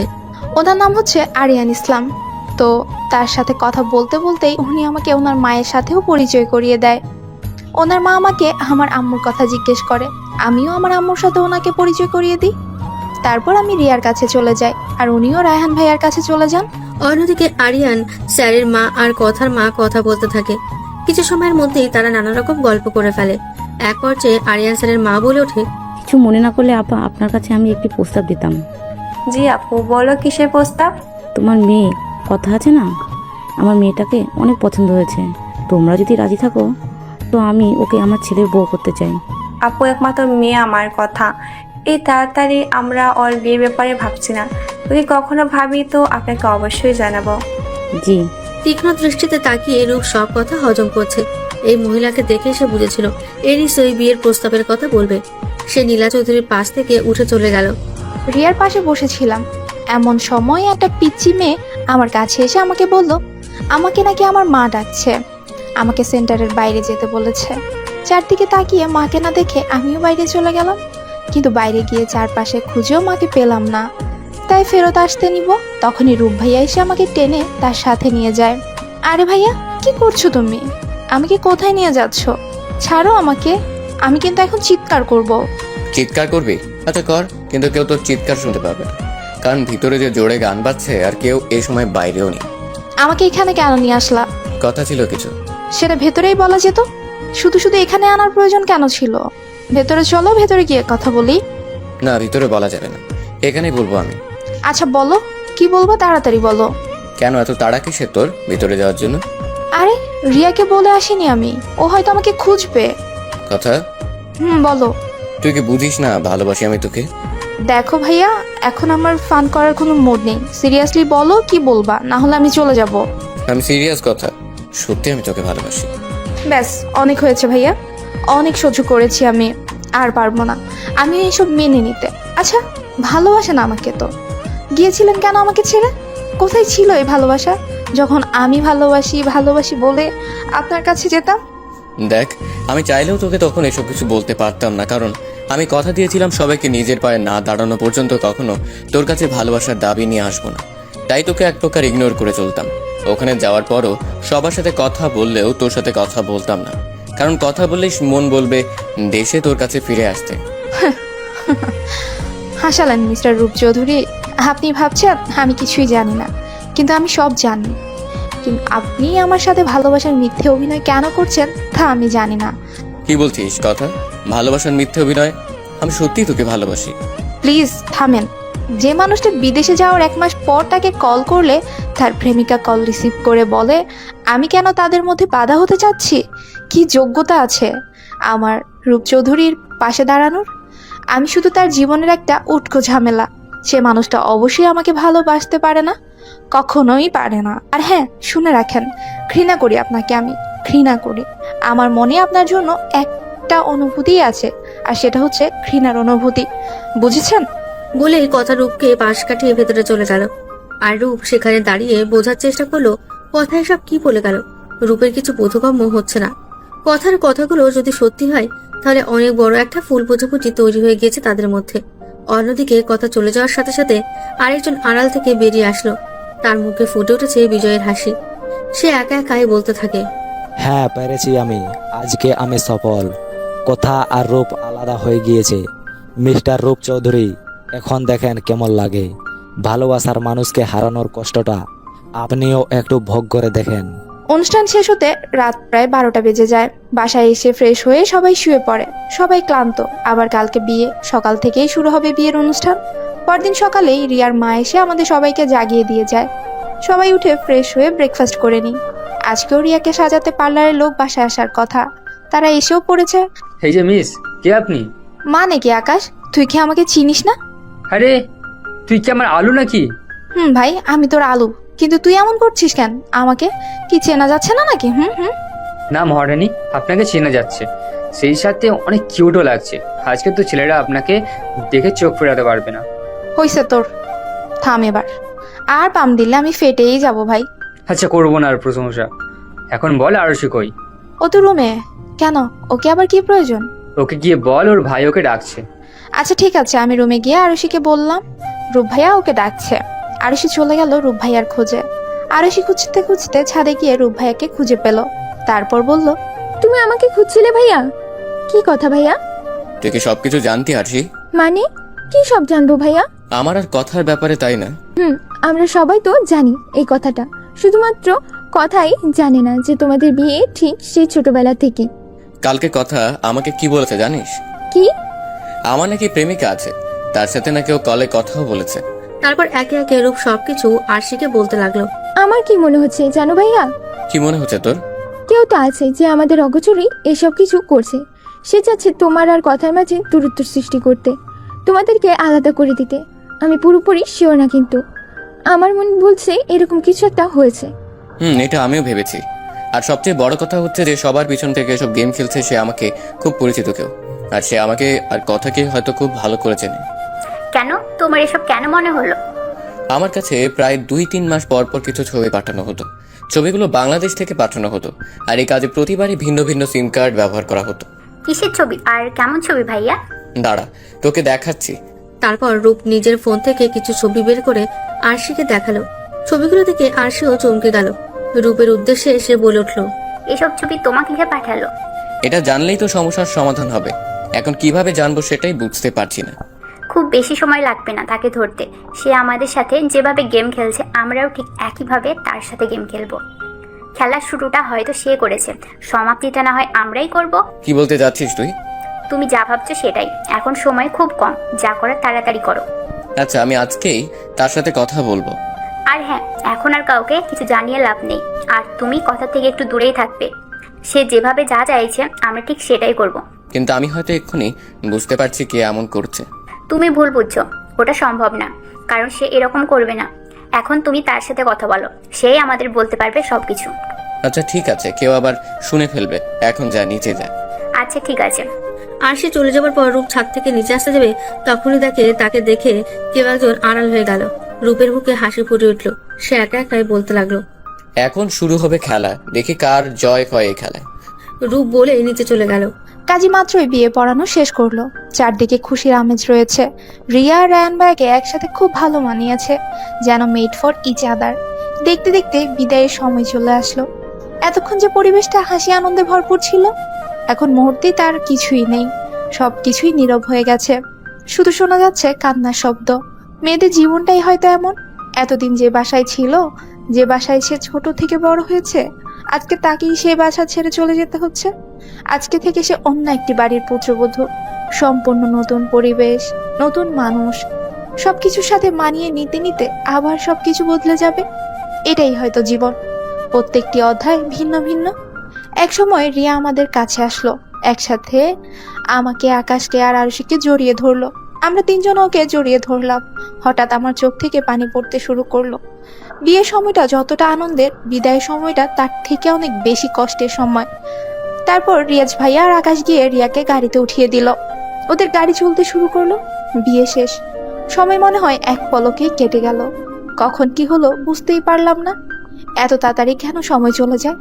আজকে আমি আর আরুষি বাসায় ফিরে যাব, তাই আন্টির সাথে দেখা করে আমরাও বাসার উদ্দেশ্যে বের হয়ে গেলাম। বাবা মা, বড় বাবা আর বড় আম্মু এক গাড়িতে, আমি, আরুষি আর রূপ ভাইয়া এক গাড়িতে। যেহেতু রাত হয়ে গেছে সে কারণেই রাস্তাটা খুব একটা জ্যাম নেই, রাস্তা এক প্রকার ফাঁকা বললেই চলে। আমাদের আস্তে আস্তে রাত প্রায় 1টা বেজে যায়। বাসায় এসে ফ্রেশ হয়ে আমি শুয়ে পড়ি, অনেক ক্লান্ত, তার মধ্যে কালকে আবার বউ ভাতের অনুষ্ঠানও আছে। এসব ভাবতে ভাবতে কখন আমি ঘুমিয়ে গিয়েছিলাম জানি না। হঠাৎ গভীর রাতে হাতে কারোর স্পর্শ পেতেই ঘুম ভেঙে গেল। আমি বলে উঠলাম, এত রাতে আমার রুমে কেন এসেছো ভাইয়া? তুই জেগে আছিস? জি। এখন আমার প্রশ্নের উত্তর দাও। তুই বাচ্চা নস কথা, আর এখন তো সবই জানিস তাই না? আমার হাতে মেহেদি নিজের নামের অক্ষর, প্রথম অক্ষর আপনিই লিখেছিলেন তাই না? হুম প্রতিদিন আমি ঘুমানোর পর আপনি আমার রুমে আসেন তাই না? হুম আপনাকে কিছু কথা বলি, মন দিয়ে শুনবেন আমার কথাগুলো। কি বলবা বলো? তারপর কথা রূপকে কিছু কথা বলো। সেই সব কথা শুনে রূপ উঠে কথার রুম থেকে চলে গেল। আর কথাও আর অন্য কোনো ব্যাপারে কিছু না ভেবে শুয়ে পড়ল। সে জানে না রূপকে ওই কথাগুলো বলা তার ঠিক ছিল কিনা, কিন্তু এর শেষটা কথাও দেখতে চায়। এসব আকাশ পাতাল চিন্তা ভাবনা করতে করতে কথা আবারও ঘুমিয়ে গেল। পরদিন সকাল থেকে সব দিনের মতোই আবার সবকিছু স্বাভাবিক নিয়মে চলতে লাগলো। সকালে উঠে আমরা ব্রেকফাস্ট করে রেডি হতে লাগলাম। আমি, রূপ ভাইয়া আর আরুষি এখন যাব, বাকিটা একটু পরে যাবে। আজকে আমি আর আরুষি ম্যাচিং গাউন পরবো। আজকে দুজন ঠিক একভাবে সেজেছি। তৈরি হয়ে আমরা বের হয়ে গেলাম বাসা থেকে। রিয়াদের বাসায় গিয়ে দেখি রিয়াজ ভাইয়ার মোটামুটি যারা প্রথমে যাবে তারা সবাই তৈরি হয়ে আছে। আমাদের পরপরই আকাশ আসলো। তারপর সবাই রায়হান ভাইয়াদের বাসার উদ্দেশ্যে যেতে লাগলাম। রায়হান ভাইয়ার বাবা আর ভাইয়েরা আমাদের জন্য গেটের কাছে দাঁড়িয়েছিল। আমরা ভেতরে ঢুকতে রিয়া দৌড়ে এসে প্রথমে রিয়াজ ভাইয়াকে জড়িয়ে ধরে, তারপর আমাদের দিকে এগিয়ে আসে। রিয়াকে কান্না করতে দেখে আকাশ বলে, রিউ, সে কালকে থেকে কান্না শুরু করেছিস। তোর জন্য তো দেখি এখন রায়ান ভাইয়ের টিস্যুর ফ্যাক্টরি লাগাতে হবে। ওকে জ্বালাচ্ছিস কেন আকাশ? না, তোরা চিন্তা কর, ওর চোখের পানি বন্যায় সবকিছু ভিজে যাচ্ছে, তখন কি অবস্থা হবে ভাব একবার। আকাশের কথায় সবাই হেসে দেয়। এমন সময় রূপের ফোনে একজনের কল আসে। কল রিসিভ করে সে বলতে লাগলো, কি জানতে পারলি? অপর পাশের ব্যক্তি। ও গ্রেট, আমরা তাহলে অর্ধেক সমাধান পেয়ে গিয়েছি সমস্যার। অপর পাশের ব্যক্তি। আচ্ছা তুই তাহলে দেখ, আর ওকে সাবধানে রাখিস, শুধুমাত্র ও জানে কে আছে সবকিছুর পিছনে। অপর পাশের ব্যক্তি। আচ্ছা আমি আজকে রাতেই রওনা দিব, আর হ্যাঁ সাবধানে থাকিস, কেউ যে কি কিছু না জানতে পারে, কারণ ওরা সর্বদা সব জায়গায় নজর রাখছে যা আমার মনে হচ্ছে। অপর পাশের ব্যক্তি। কালকেই জানা আছে সবকিছুর পিছনে আসল কালপিটকে। আমার দুজন মানুষের উপর সন্দেহ হচ্ছে। অপর পাশের ব্যক্তি। তুমি যা ভালো বুঝিস কর, আমি এখন ফোন রাখছি। রূপ কল কেটে চলে গেল আবার ভেতরে। এতক্ষণে বাকি সকলে এসে পড়েছে। আজকে বেশি মানুষ হয়নি। যারা কাছের আত্মীয় তারা আর ফ্রেন্ডরা। আজকে আবার রিয়া আর রায়ান ভাইয়া রিয়াদের বাসায় যাবে। অনুষ্ঠান শেষে তাতে যেতে যেতে 7টা বেজে গেল। তারপর আমরাও বাসার দিকে রওনা দিলাম। বাসায় এসে রূপ ভাইয়া তার রুমে চলে গেল। একটু পর আবার ড্রেস চেঞ্জ করে কই যেন চলে গেল। সবাইকে বলে গেল কাজ আছে, এসে সবাইকে জানাবে কাজের কথা। সবাই ভেবে নিল জরুরি কোনো কাজ, তাই কেউ আর সে ব্যাপারে মাথা ঘামালো না। কিন্তু আমার প্রচুর টেনশন হচ্ছিল, বারবার মনে হচ্ছিল খারাপ কিছু হতে যাচ্ছে। এইসব ভাবতে ভাবতেই এসে শুয়ে পড়লাম। কিছুক্ষণের মধ্যেই ঘুমিয়ে গেলাম। ভোরবেলা যে একটা স্বপ্ন দেখে আমার ঘুম ভেঙে গেল। উঠে ঘড়ির দিকে তাকিয়ে দেখি 4টা বাজে। স্বপ্ন নিয়ে ভাবতে ভাবতেই ফজরের নামাজ দিয়ে দিল। উঠে উজু করে নামাজ পড়ে নিলাম। তারপর আবার বিছানায় শুয়ে শুয়ে ভাবতে লাগলাম রূপ ভাইয়ার কথা। বাজে স্বপ্নটা আমি রূপ ভাইয়াকে নিয়েই দেখেছি, তাই চিন্তা আরো বেশি হচ্ছে। অনেক ভাবার পর ঠিক করলাম ভাইয়াকে কল দিব, কিন্তু তখন ঘটলো আরেক বিপত্তি। রূপ ভাইয়ার আগের নম্বর আমার কাছে নেই, কারণ আমি ব্লক করে ডিলিট করে দিয়েছিলাম। আর দেশে আসার পর সে নতুন সিম নিয়েছে, কিন্তু সেই নম্বর আমার কাছে নেই। এখন আর কিছু করারও নেই, তাই বসে বসে রূপ ভাইয়ের কথা ভাবতে লাগলাম আর মনে মনে আল্লাহকে বলতে লাগলাম যেন রূপ ভাইয়া ঠিক থাকে। সত্যি আমি এখনো জানি না, কিন্তু আমার মন বলছে রূপ ভাইয়া মিথ্যা বলছে না। কবে যে এই সত্যি মিথ্যের বেড়াজাল থেকে বের হতে পারবে তা আমি জানি না। অন্যদিকে রূপ সকাল 5টায় চট্টগ্রাম এসেছে। এখানে এসে সোজা চলে যায় তার ফ্রেন্ড আদ্রর বাসায়। আদ্র পেশায় একজন পুলিশ অফিসার। কলিং বেল বাজাতেই আদ্র দরজা খুলে দেয়। রূপ আদ্রকে দেখে জড়িয়ে ধরে। আদ্র ও রূপকে জড়িয়ে ধরে। আদ্র বলতে শুরু করে, কেমন আছিস ইয়ার? এই তো ভালোই আছি, তুই বল তোর কি খবর? এই যে চলছে দিনকাল, এটাই অনেক।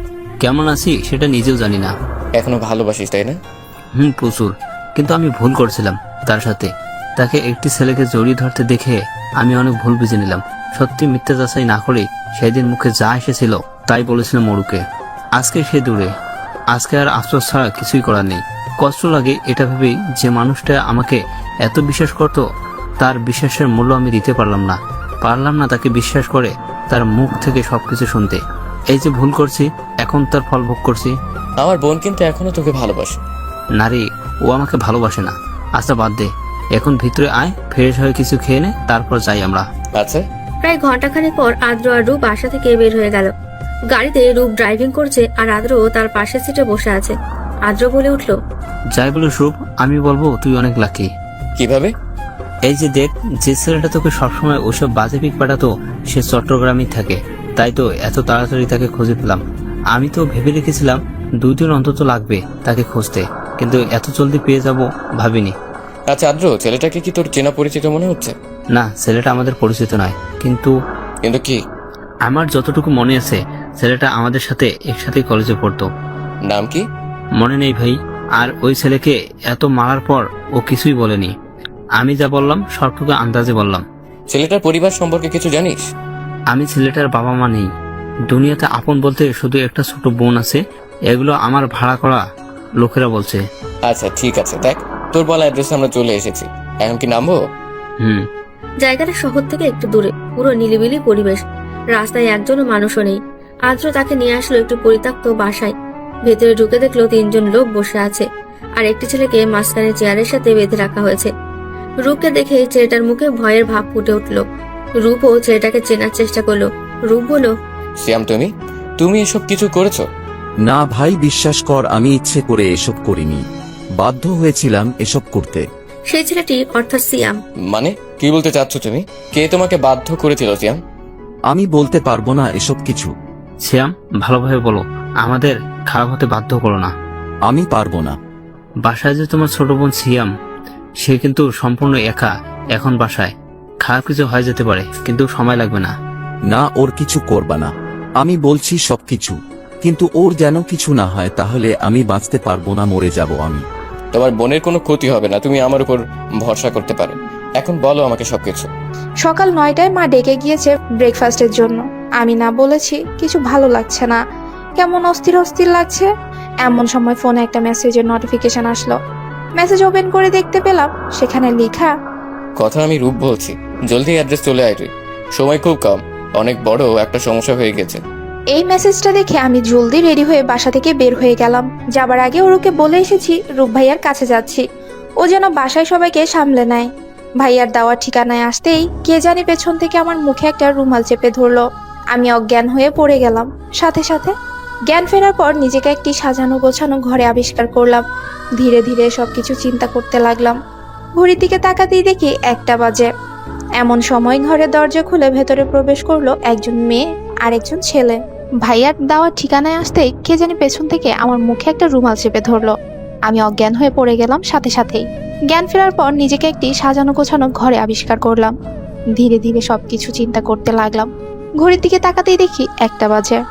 এমন সময় ঘরের দরজা খুলে ভেতরে প্রবেশ করলো একজন মেয়ে আর একজন ছেলে। তাদের দেখে আমি প্রচুর অবাক হয়েছি, এইটা কিভাবে সম্ভব? আমার সামনে দাঁড়িয়ে আছে প্রমি আপু আর রিয়াজ ভাইয়া। আমি এখনো বুঝতে পারছি না কি হচ্ছে এসব। তার মানে কি তারা দুজনই এসব করেছে? আগ্রহ দমিয়ে রাখতে না পেরে বলে উঠলাম, তোমরা এখানে কি করছো? আর আমি বা এখানে কিভাবে আসলাম? আর রূপ ভাইয়া কোথায়? এত প্রশ্ন একবারই করলেও কোনটা রেখে কোনটা জবাব দিব বলো তো দেখি। আমি আর কখনো আমার রূপের নাম তোমার মুখে শুনতে চাই না। ভুলেও আর কখনো মুখ দিয়ে রূপের নাম উচ্চারণ করো না, না হলে এর ফল কিন্তু খুব খারাপ হবে, তা তোমার ধারণার বাইরে। ও, তাহলে তোমরা দুজনই এসব করেছো তাই না? হ্যাঁ, সবকিছু আমরা করেছি। কেন করলে তোমরা এসব? কি লাভ হলো আমাদের দুজনকে আলাদা করে? তোমরা না রূপ ভাইয়ার বেস্ট ফ্রেন্ড হয়ে কিভাবে পারলে তার সাথে এমনটা করতে? কিসের বেস্ট ফ্রেন্ড? কোনো সময়ও আমরা বেস্ট ফ্রেন্ড ছিল। ও ছিল শুধু আমার শত্রু। সব সময় সব কিছুতে আমার থেকে এগিয়ে ছিল। আমি যা চাইতাম তাও পেয়ে যেত, কিন্তু এটা তো আমি সবসময় মেনে নেব না। তুমি আমার ভালোবাসা। যেদিন রূপের ফোনে প্রথম তোমার ছবি দেখি, ওই দিনই আমার তোমাকে ভালো লেগে যায়। কিন্তু যখন জানতে পারি রূপ তোমাকে ভালোবাসে, তখনই মনে মনে প্রতিজ্ঞা করি তুমি শুধু আমারই হবে। ভালোবেসে না হলেও জোর করে ছিনিয়ে দিব, কিন্তু তাও তুমি শুধু আমারই হবে। আপনার মাথা ঠিক আছে ভাইয়া? কি আবল তাবল বলছেন এসব? প্রমি আপু, তুমি সেই মেয়ে না যে আমার সাথে রূপ ভাইয়ার প্রেমিকা সে যে মিথ্যে কথা বলেছিলে? আমি জানতাম এমন কিছু করলে তুমি ঠিকই দূরে সরে যাবে আমার আর রূপের লাইফ থেকে। বিদেশ যাবার পর যেদিন রূপের ফোন থেকে কথার কল রিসিভ করা হয়, সেদিন কথা আর প্রমির কথোপকথন। রূপ ভাইয়া, তুমি কেমন আছো? জানো আমি একটু ভালো নেই তোমাকে ছাড়া। তুমি কেন গেলে আমাকে ছেড়ে রূপ ভাইয়া? তুমি কথা, তাই না? জি আমি কথা, কিন্তু আপনি কে? আমি রূপের গার্লফ্রেন্ড। দেখো, তুমি তো জানো রূপ তোমাকে পছন্দ করে না, তাহলে কেন বারবার ওকে ডিস্টার্ব করো বলো তো? ও তোমাকে ভালোবাসে না, এই কথাটা তুমি কেন বুঝতে চাও না? কি বা যোগ্যতা আছে তোমার রূপের পাশে দাঁড়ানোর?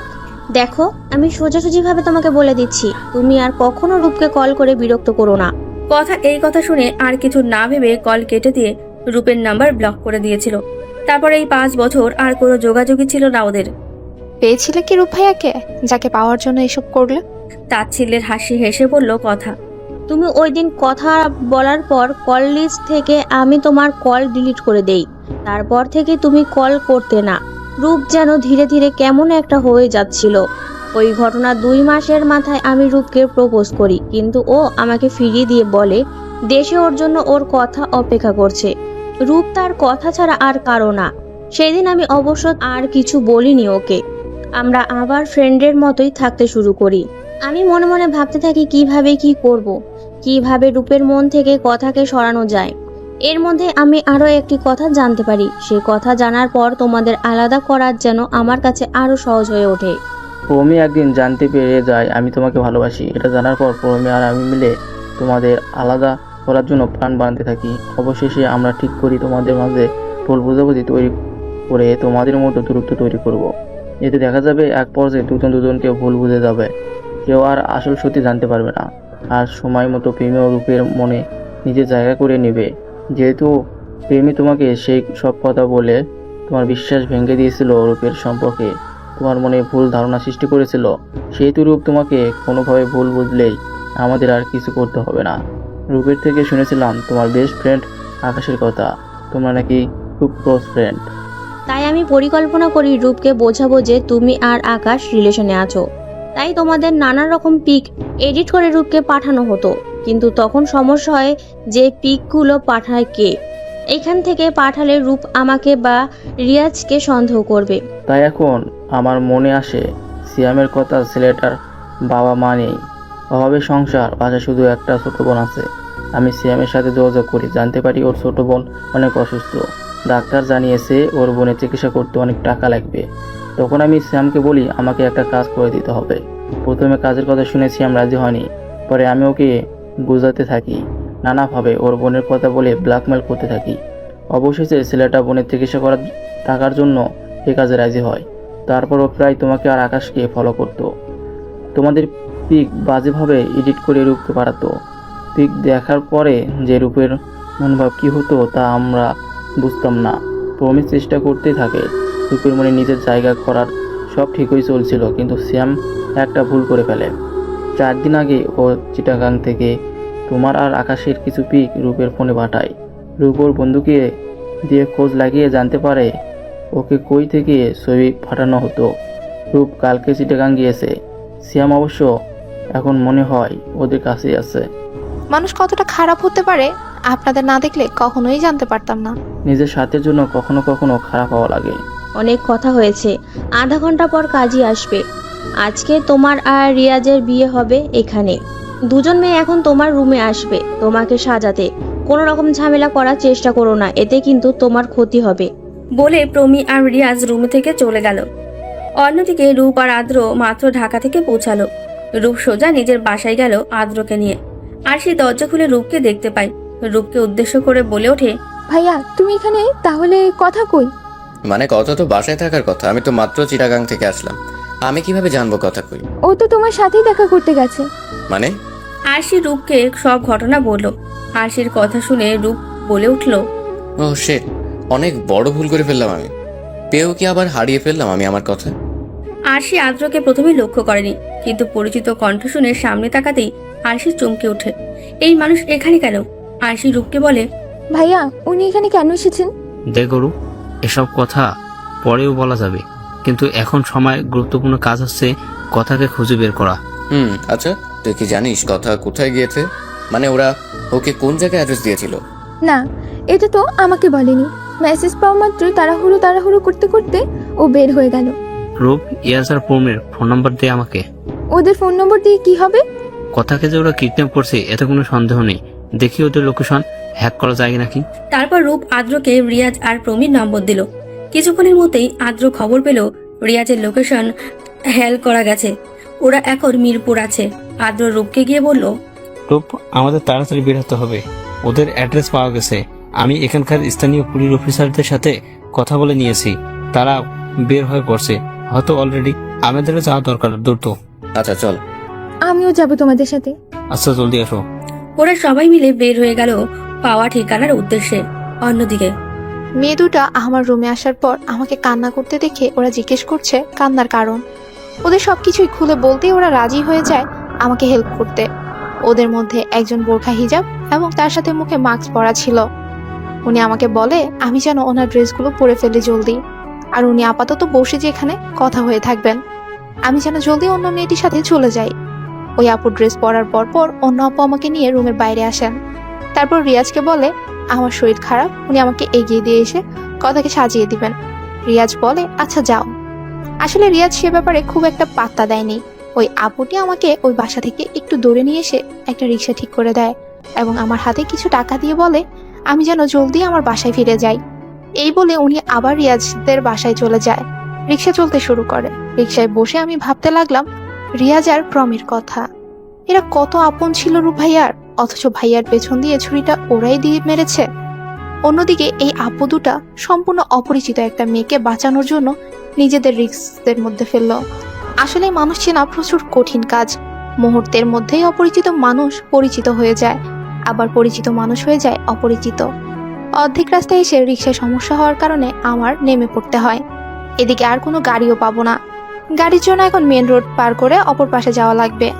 আমি যে মেন রোডের মাঝে আসি তখন হঠাৎই একটা গাড়ি এসে আমাকে ধাক্কা দিয়ে ফেলে দেয়। আমি দূরে গিয়ে ছিটকে পড়ি। ধীরে ধীরে আমি জ্ঞান হারিয়ে অচেতন হয়ে পড়লাম। অনেকক্ষণ হয়ে যাওয়ার পর যখন কথাকে সাজানো শেষ হচ্ছিল না, তখন প্রমি কথার রুমে ঢুকে পড়ে। ভেতরে গিয়ে যখন কথার জায়গায় অন্য একটি মেয়েকে দেখতে পাই, তখন প্রমি সব বুঝে যায় যে কথা পালিয়েছে। প্রমি দৌড়ে গিয়ে রিয়াজের কাছে যায় রিয়াজকে সবকিছু বলতে, কিন্তু রিয়াজের কাছে গিয়ে প্রমি দ্বিতীয় দফা অবাক হয়, কারণ রিয়াজকে পুলিশরা ঘিরে রেখেছে আর তাদের পাশেই দাঁড়িয়ে আছে রূপ, আদ্র আর আরশি। প্রমিকে দেখে রূপ প্রমির দিকে এগিয়ে গিয়ে প্রমির গালে ঠাস করে একটা থাপ্পড় দিয়ে বলতে থাকে, কেন করলি তোরা আমার সাথে এমন? তোরা না আমার কত আপন ছিলি, তাহলে কেন এসব করলি? কি লাভ হলো এসব করে তোদের? কেন কেন কেন বল তোরা? আরে ভালোবাসতাম তোকে, কিন্তু তুই আমাকে রিজেক্ট করলি শুধুমাত্র এই কথার জন্য। কি আছে এই কথার মাঝে? ওর থেকে রূপে গুণের সব দিক থেকে আমি এগিয়ে। তাহলে বল, কেন ভালোবাসলি তুই ওই মেয়েটাকে? কেন আমাকে ভালোবাসলি না? বলতে বলতে প্রমি কান্না করে দিল। ভালো শুধুমাত্র একজনকে বাসা যায়। ভালোবাসা হচ্ছে একটা অনুভূতি যা শুধুমাত্র একজন মানুষের প্রতি আসে। আর যদি তোরা এসব না করতি তাহলে এরকম দিন হয়তো আমার কখনো দেখা লাগতো না। কি করে পারলি বন্ধু বন্ধুর সাথে বেইমানি করতে? আর রিয়াজ, তুই না আমাকে নিজের ভাই ভাবতি, ভাইয়ের সাথে এরকম করতে কি তোর একটু বিবেকে বাঁধেনি? না, বিশেষ কর আমার একটুও খারাপ লাগেনি, কারণ আমি কথাকে ভালোবাসি। কথা শুধু আমাকে ভালোবাসে, বুঝতে পারলি? যদি মানুষটাই না থাকে তো ভালোবাসবি কিভাবে? কি বলতে চাইছিস তুই প্রমি? ক্লিয়ার করে বল আমাকে সবকিছু।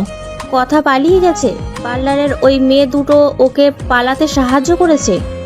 অফিসার, ওদের ধরে নিয়ে যাও। এরা যেন এদের যোগ্য শাস্তি পায়, কোনো মতেই যেন এরা বাঁচতে না পারে। আচ্ছা ঠিক আছে, আমি সবটা দেখবো, আপনি টেনশন করবেন না। এই তোমরা ওদের নিয়ে যাও থানায়, আমি একটু পরে আসছি। রিয়াজ আর প্রমিকে অফিসাররা ধরে নিয়ে গেল।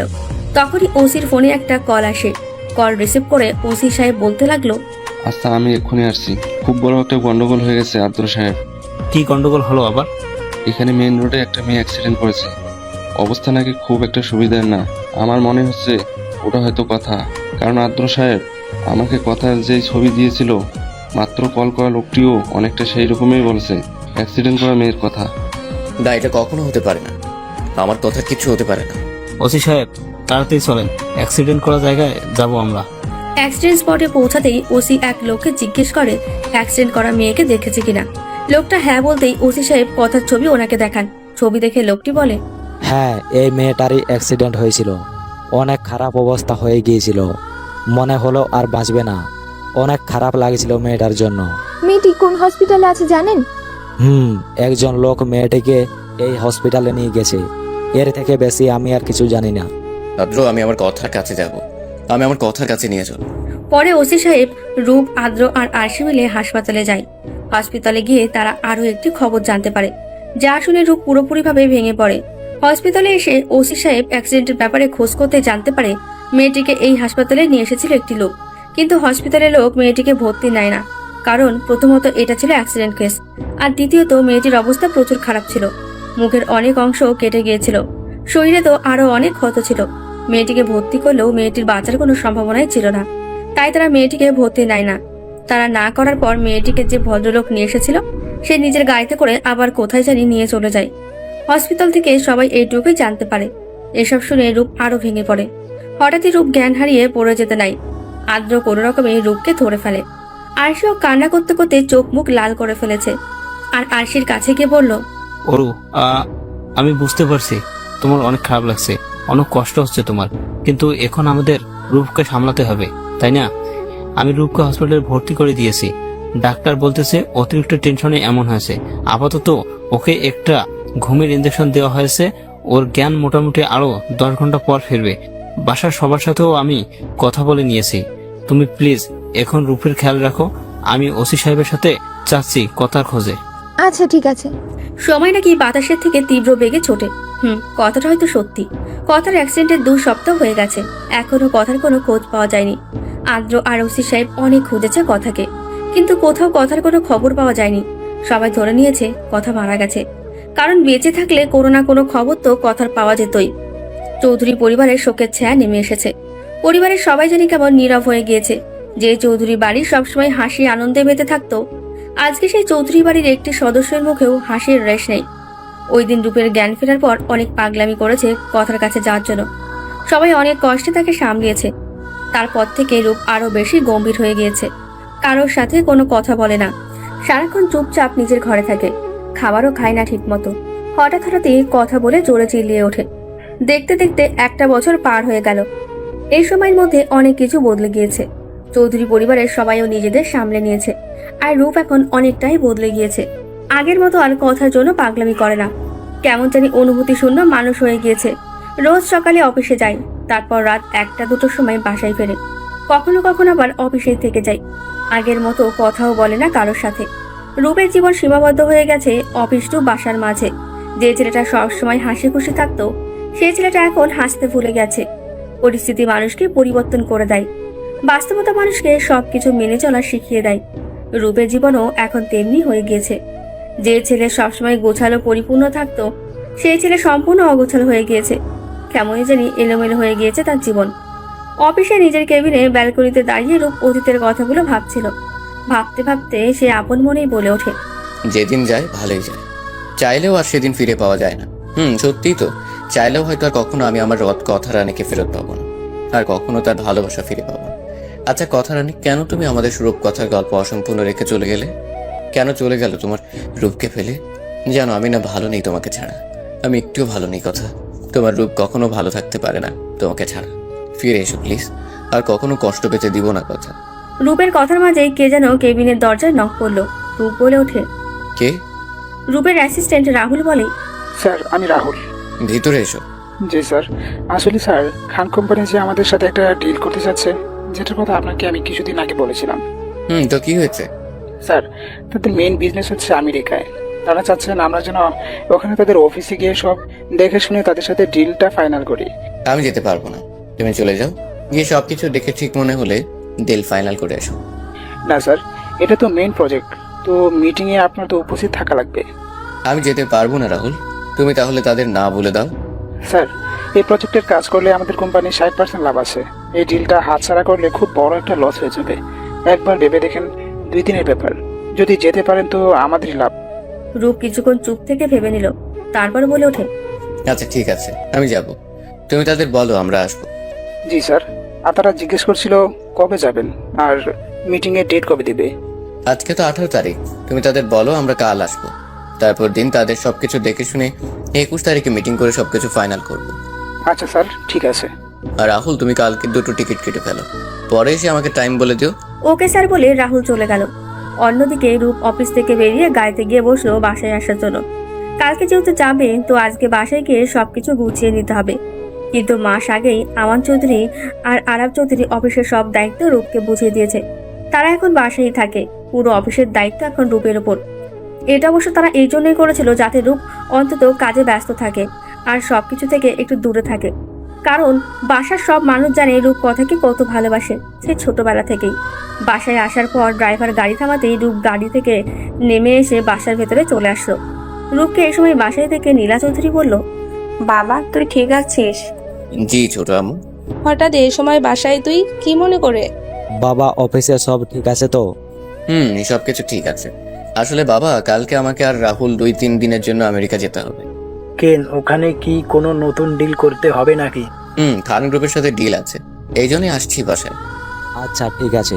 পরদিন সকাল 11টায় রূপ আর রাহুল বাসা থেকে রওনা দেয় এয়ারপোর্টের উদ্দেশ্যে। 12টায় তাদের প্লেন। এয়ারপোর্টে এসে সব ফর্মালিটি শেষ করে তারা প্লেনে গিয়ে বসে। প্লেনও উঠতে শুরু করে নিজ গন্তব্যে। আমেরিকায় প্লেন ল্যান্ড করতেই সবাই ধীরে ধীরে প্লেন থেকে নেমে আসে। এয়ারপোর্ট থেকে বের হয়ে রূপ আর রাহুল রওনা দেয় হোটেলের উদ্দেশ্যে। রাহুল আগে থেকেই তাদের থাকার জন্য এখানে সেরা একটা হোটেল 2টি রুম বুক করে রেখেছে। হোটেলে এসে ফ্রেশ হয়ে রাহুল আর রূপ শুয়ে পড়ে। পরদিন সকাল ব্রেকফাস্ট শেষে দুজন বের হয় খান কোম্পানিতে আসার উদ্দেশ্যে। রূপ আর রাহুল পৌঁছতেই তাদের সাদরে গ্রহণ করে এই গ্রুপের মালিকের ছেলে জায়ান খান। তারপর তারা পুরো অফিস ঘুরে দেখে আর ডিলের ব্যাপারেও নিজেদের মধ্যে কথা বলে নেয়। সবকিছু দেখে রূপ রাজি হয়ে যায় ডিল করতে। সবাই ডিল ফাইনাল করতে মিটিং রুমে আসে। তখনই মিটিং রুমের দরজা খুলে ভেতরে প্রবেশ করে একজন বলতে লাগে, ওহ সরি, আমার জন্য আপনাদের ওয়েট করা লাগছে। এখন আমি এসে পড়েছি, তো মিটিং শুরু করা যাক। ভেতরে প্রবেশ করা মেয়েটি বলে ওঠে। হঠাৎ এই মিটিং রুমে পরিচিত কণ্ঠস্বর শুনে চমকে ওঠে রূপ। কথার কণ্ঠস্বরের মতো পুরো। রূপের মুখে হাসি ফুটে ওঠে। সামনে তাকাতেই রূপ চমকে ওঠে। হ্যাঁ, রূপের সামনে দাঁড়িয়ে আছে কথা। রূপ এখনো বিশ্বাস করতে পারছে না। কথা এখানে কিভাবে? আচ্ছা, কথার এখানে থাকার কারণ কি? আর এখানে থাকলে কথা একদিনও আমাদের কারোর খোঁজ নেয়নি কেন? যোগাযোগ করেনি কেন আমাদের সাথে? রূপের মাথায় এক ঝাঁক চিন্তা এসে বাসা বেঁধে বসলো। তখনই জায়ান খান তাদের সাথে কথার পরিচয় করে দিল। জায়ান বলল, এই যে এটা হচ্ছে আমার ছোট বোন জারা খান। ও এখন পড়াশোনার পাশাপাশি বিজনেসে জয়েন করেছে। বেশিরভাগ ক্ষেত্রে এসব মিটিং আর প্রজেক্টে কন্ট্রাক্ট সবকিছুই জারা করে। রূপ বুঝলো এখানে এসব ব্যাপারে কথা বললে শুধু শুধু সিক্রেট আর একটা ভুল বোঝাবুঝি হয়ে যাবে। যা করা লাগবে সবকিছু ধীরে ধীরে ভেবে চিন্তে করতে হবে। একটা ভুল পদক্ষেপ নিলেই হয়তো সবকিছু শেষ হয়ে যাবে। তাই রূপ আপাতত কিছু করবে না। তো এখন আমরা মিটিংটা শুরু করি? হ্যাঁ অবশ্যই। তারপর যারা প্রজেক্ট সম্পর্কে সবকিছু বলা শুরু করলো। রূপ মুগ্ধ দৃষ্টিতে তাকিয়ে আছে কথা থেকে। সত্যি ও খুব সুন্দর আর সুস্পষ্ট করে সবকিছু বুঝিয়ে বলছে। রূপ বুঝতে পারলো এই অল্প সময়ে যারা বেশ অভিজ্ঞ হয়ে গিয়েছে এসব ব্যাপারে। তো আশা করি আপনারা সবকিছুই বুঝেছেন। আর এই ডিলের আসল কারণ হচ্ছে আমার আব্বু আম্মু এখন বিডিতে যেতে চায়, সেখানে থাকতে চায়। তাই আমি আর ভাইয়া ঠিক করেছি আমাদের মেন অফিস ওখানেই ট্রান্সফার করব। আর এখানে জাস্ট আমাদের অফিসের একটা পার্ট থাকবে। বিডিতে যেহেতু যাব, তো আমরা একটা ডিল আগেই ফাইনাল করে রাখতে চাচ্ছি। এখন আপনারা আপনাদের মতামত দেন। আমি রাজি, ডিল ফাইনাল। Thanks mister. তারপর তারা ডিল ফাইনাল করে সব রকম ফর্মালিটি শেষ করে মিটিং রুমের বাইরে চলে আসলো। রূপ জায়নের কাছে গিয়ে জায়নের উদ্দেশ্যে বলল, ডিল তো ফাইনাল হয়ে গেল, এখন আমরা আসি। কালকে আবার আসবো অফিসে, কেমন? জি অবশ্যই, ডিল যখন ফাইনাল তখন তো আসা যাওয়া হবেই। কিন্তু আমার একটা রিকোয়েস্ট আছে আপনার কাছে। জি বলো, কি রিকোয়েস্ট? আমি আপনাকে আজকে রাতে ডিনারের জন্য আমার বাসায় ইনভাইট করলাম। আপনারা আসলে খুব খুশি হব। আপনারা দুজন প্লিজ রাতে আমাদের ফ্যামিলিতে জয়েন করবেন। অবশ্যই আসবো। আমি গাড়ি পাঠিয়ে দিব, ড্রাইভার আপনার বাসার নিচেই থাকবে, কোনো সমস্যা নেই। ওকে, এখন হোটেলে ফিরতে হবে, রাতে দেখা হবে। জি। তারপর রূপ আর রাহুল অফিস থেকে বেরিয়ে গাড়িতে গিয়ে বসলো। রূপের মুখে রয়েছে হাসি। সে এমনটাই চাচ্ছিল। কথার বাসায় গিয়ে ওর বাবা মার সাথে কথা বলে জানা যাবে কথায় যারা নাকি দুজন ভিন্ন। এসব ভাবছে আর একা একাই হাসছে। রাহুল অবাক হয়ে তাকিয়ে আছে রূপের দিকে। আজকে রূপের প্রত্যেকটি আচরণ রাহুলকে অবাক করে দিচ্ছে। রূপ অফিসের বস হয়ে জয়েন করার পর থেকে রাহুল রূপের অ্যাসিস্ট্যান্ট হিসেবে কাজ করছে। এতদিনে আজ সে প্রথম রূপের মুখে হাসি দেখলো। সত্যি মানুষটা যতটা না সুন্দর, তার থেকে অধিক সুন্দর হচ্ছে তার হাসিটা। সবচেয়ে বেশি অবাক হয়েছে রাহুল এটা ভেবে যে তার স্যার কারোর ইনভাইট অ্যাকসেপ্ট করেছে। যতগুলো ডিল এর আগে রূপ করেছে সবগুলোর ক্ষেত্রে সে কোনো না কোনো অজুহাত দেখিয়ে এসব থেকে দূরে থাকতো। অনেক বলেও তাকে রাজি করানো যেত না, আর আজকে প্রথমবার বলাতেই রাজি হয়ে গেল। রাত 8টা বাজে। জায়ানের পাঠানো গাড়িতে করে রূপ আর রাহুল রওনা দিয়েছে জায়ানদের বাসার উদ্দেশ্যে। তার মনে প্রচুর আগ্রহ কাজ করছে সবকিছু জানার। রূপদের হোটেল থেকে জায়ানদের বাসায় পৌঁছাতে প্রায় 1 ঘন্টা সময় লেগেছে রূপদের। গাড়ি থেকে নামতেই মিস্টার জুয়েল খান আর জায়ান তাদের দিকে এগিয়ে আসে। রূপ তাদের জন্য নিয়ে আসা গিফটগুলো দিতেই জুয়েল খান বলেন, এসবের কি দরকার ছিল বলো তো বাবা? তোমরা এসেছো এতেই আমি অনেক খুশি। চলো বাসার ভেতরে চলো। সবাই বাসার ভেতরে যায়। তারপর সবাই গল্প করতে থাকে নানান ব্যাপারে। তারপর জুয়েল খানের বউ কিচেনে চলে যায় ডিনার রেডি করে টেবিলে আনার জন্য। যারাও ওনাকে হেল্প করতে চায়।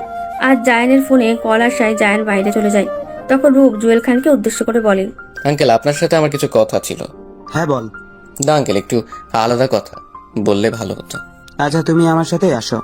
তারপর তিনি রূপকে তার রুমে নিয়ে আসে।